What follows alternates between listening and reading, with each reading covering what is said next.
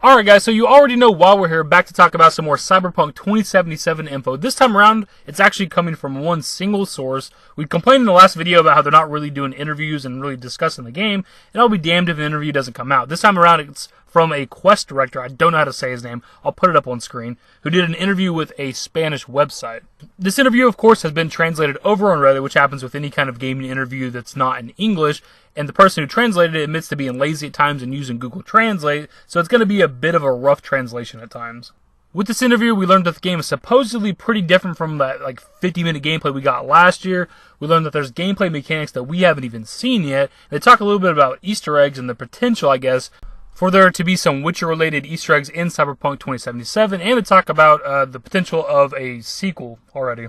So let's hop right into it. First up, they ask, how different is the game compared to the gameplay demo shown last year? To which he responds, as we know, the game is still in development, and obviously I want it to be the best it could when it's ready. We are constantly polishing and thinking how to make the game more interesting, how to make the gameplay more cool, and well, the demo shown last year was only a small fragment of the actual game. There wasn't a clear picture of how the game fits into an open world or how it fits into a larger image of the game. So there are many stuff that we didn't show yet. There are many things that we are still working on. I would say that the game is pretty different to what we had shown last year, but there are many details that we are currently working on. So right there we get that the game is different from what we've seen last year and that there's some things we haven't even seen yet. I don't quite understand how the game is different from last year, because even though it was like a demo of the game, you get like an opening mission, and it's like 40 straight minutes of gameplay, like no cuts, no load screens, no nothing, and that to me seems like almost a finished product, so I don't even really know how it could be different, but supposedly it is different. As for the gameplay mechanics that they haven't even shown yet, it's kind of hard to speculate. We know there's weapon customization, so that's something that I don't think we've seen yet. If that exists, I haven't personally seen that video. I don't believe we've actually seen what it looks like to level up in the game and then pick like your skill or your perk, whatever it is when you level up. That's just a few things off the top of my head that I believe we haven't actually seen yet. So again, it's kind of hard to speculate, but it's nice to know that there's a lot of gameplay stuff that we haven't even seen yet. Next up they ask, do you feel the pressure to connect with players after offering weighty characters like Geralt, Ciri, and others? To which he responds, the creation of characters was of course one of the most important features of the previous games. As you said before, there have been characters that have connected with the public, and obviously we want to achieve this in the new project. So there is a strong instance on characterizing in a good way our NPCs of more importance in the plot. Then we are definitely making a big effort in this. I cannot go into details right now, but I think we have very good characters in this game with which the audience will remember. So kind of a quick one, but they want to have memorable characters just like the Witcher series, just like Geralt and Ciri and other characters that are in those games. Something I'm not sure about is because Cyberpunk 2020 was a tabletop pen and paper game. Are there even characters to put into the game, or is all the characters that are in the game just made up by CDPR? Because the Witcher series has a bunch of novels to go off of that you can just throw into the game. By the way, he's claiming that they have really good, memorable characters, memorable NPCs, which I can believe, because even based off of Witcher 3, there's a lot of good NPCs in that game. Even NPCs you only meet for one quest line, you remember them. Next up they ask, the futuristic world that Ciri goes to in The Witcher 3 isn't Cyberpunk, but could we see some Easter eggs? To which I reply, I would say that each of our games has Easter eggs, and this will not be any exception. Although it is a complicated question, since Easter eggs are part of a stage near the launch of the game, we currently have some in mind, but right now it would be difficult to know how many of them there are. However, we have a great creative team, and the Easter eggs and references are something that is added later in production, usually when people want to leave some reference for themselves, and I am sure we will have a good amount of them. I think we are known to have many of them. In Thronebreaker, for example, we have many. So first up, really quick, I don't care what anybody says from CDPR, the world that Ciri describes in Witcher 3 is absolutely gotta be Cyberpunk. She talks about houses made of glass and flying ships. What else could it possibly be? The world where Eridan couldn't find you. What was it like? You wouldn't believe me if I told you. Try me. People there had metal in their heads, waged war from a distance, using things similar to megascopes. And there were no horses. Everyone had their own flying ship instead. Ciri, stop fooling around. Told you you wouldn't believe me. All I'm trying to say is it is theoretically possible with Ciri's magic that she and potentially Geralt could travel to Night City in the year 2077, and what I'm trying to get at is I hope there's a DLC where I can play as Geralt of Rivia, slicing dudes up with swords, and use my magic. But yeah, pretty much he says that their games always have Easter eggs. They got Easter eggs planned for this game, and more than likely we're going to see something related to the Witcher series in this game at some point.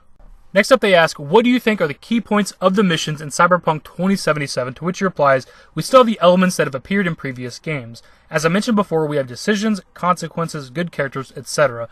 I think the new thing in this project, and that takes it to the next level, is the non-linearity of the gameplay, which we will realize when we play through the missions, which means there are many ways to complete missions based on how you created your character, tools you use, etc. I think this is something that makes our game different from The Witcher, because in The Witcher we had a basic loop in the gameplay, finding non-linearity in the missions section. This time the gameplay will also have a non-linear character. I think this is where the big difference lies in terms of the complexity of our missions compared to The Witcher.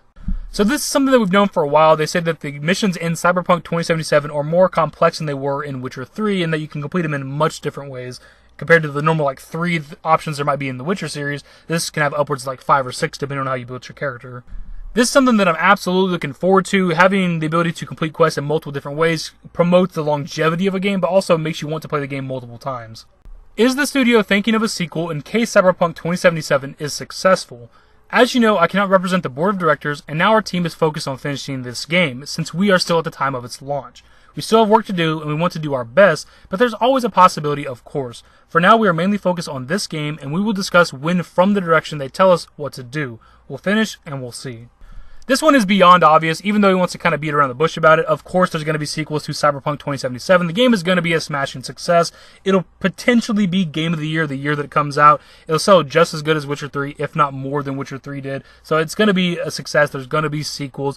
The president of CD Projekt Red has already said that this is a franchise. They have 2 franchises, Cyberpunk and Witcher, so there's going to be other games in the franchise, obviously. What does Cyberpunk 2077 offer in terms of gunplay and combat mechanics that highlights the infinity of FPS in the market? I'd like to make a reference to one of the previous questions, and that is that our game is mainly an RPG, then the combat in the first person is something added to this genre.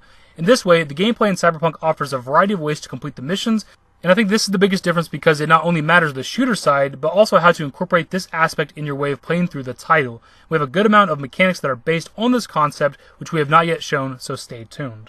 So again, he's kind of alluding to the fact that there's some things we have not yet seen for the game that they're going to show us at a later point, but also I wanted to highlight this section of the interview because for them, on the development side of things for this game, it is an RPG before it's ever even a first-person shooter, which is a positive. We don't want it to be super linear and boring like every FPS game out there. And because of the crazy, like this gameplay you're seeing right here, we're crawling on the damn walls, sneak attacking guys, that's very different. A lot of first-person shooters don't have something like that.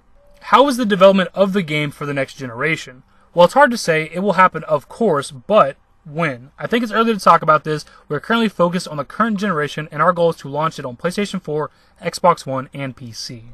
I want to highlight this part really quickly too because we've talked in the past about the game coming to next generation of consoles, and this is somebody that's working directly on the game who says it's 100% going to happen. He said of course it's coming to next gen, so I thought that was pretty interesting. There's a lot more to this interview, but we didn't need to read literally everything, plus he gives 2 or 3 paragraph answers to some questions, and it's not anything that really relates necessarily to Cyberpunk 2077, like there's Google Stadia questions. He gets asked about post-launch content DLC, which he says that they're only currently working on the main game and Gwent right now, so he doesn't give us any answer on that, but I'm assuming there will be. Witcher 3 had a bunch of free add-ons and DLC, hairstyles, weapons, finishers, all kinds of stuff.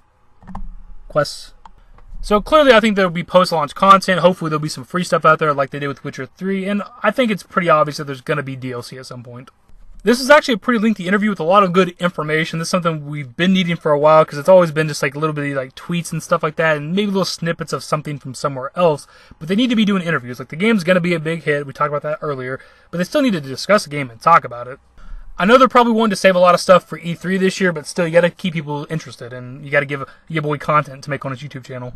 I'll, of course, have the Reddit post in the description in case you want to read over the entire interview, the rough translation of the interview, because there is a lot of stuff that we didn't even discuss, because this would be a very long video. Either way, I'm super excited. Hopefully we get a couple more interviews going forward, leading up to E3. E3 is not that far away at this point. Either way, as usual, I'll pass off to you guys in the comment section. How do you think the game differs from what we've seen previously last year from this gameplay that you've been watching for all the videos I've been doing? What do you think some of the unseen gameplay mechanics are? And of course, anything else that we might have discussed. Hopefully you guys enjoyed the video, and if you did, give it a thumbs up. Subscribe to the channel if you guys are new and want to stay up to date with any Cyberpunk 2077 information that comes our way. Turn on notifications, follow me on Twitter at TheDashingDavid, at my Discord. Links to my social networks are in the description. And in the outro. Later, guys. Give me forever for a while, give me forever for a while. Quit acting like a baby.